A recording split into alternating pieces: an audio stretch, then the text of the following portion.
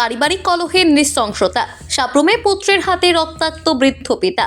Sabroom sub ডিভিশনে বিবেকানন্দ পল্লীতে এক হৃদয় বিদারক পারিবারিক সহিংসতার ঘটনা প্রকাশ্যে এসেছে।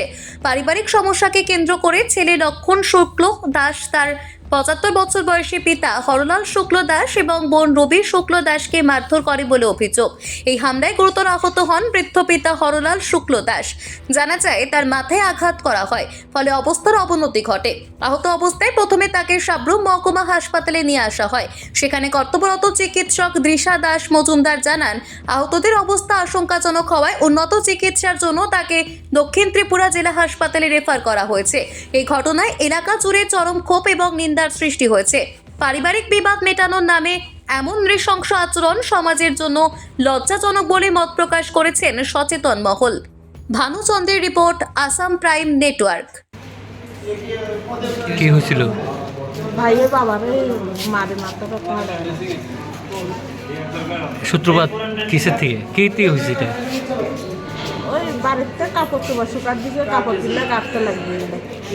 বাবার নাম কি? পাগলাল শুক্লদা। আর ভাইয়ের নাম? লক্ষণ শুক্লদা। লক্ষণ শুক্লদা। কি হয়েছে? আর কিলিং হাসপাতালে গেলে আইছেন? বাড়ির শেষে লিভার। ঠিক আছে। আমি ডক্টর দৃশা দাস মজুমদার, বর্তমানে সরকারি হাসপাতালে ডেপুটেড আছি। আজকে সকালবেলা প্রায় 12টা নাগাদ হরলাল শুক্লা দাস, বাবার নাম বঙ্ক শুক্লা দাস, সাব্রুম বিকে পল্লীর বাসিন্দা, ওনার ছেলে লক্ষ্মণ শুক্লা দাস বাবাকে রক্তাক্ত অবস্থায় মারপিটের কেসে আমাদের সাব্রুম হাসপাতালে এনেছেন। তো হরলাল শুক্লা দাস যিনি আছেন, যাকে ওনার ছেলে লক্ষ্মণ শুক্লা দাস খুব বেদমভাবে বাজেভাবে মেরেছেন, ওনার অবস্থা এখন খুবই আশঙ্কাজনক।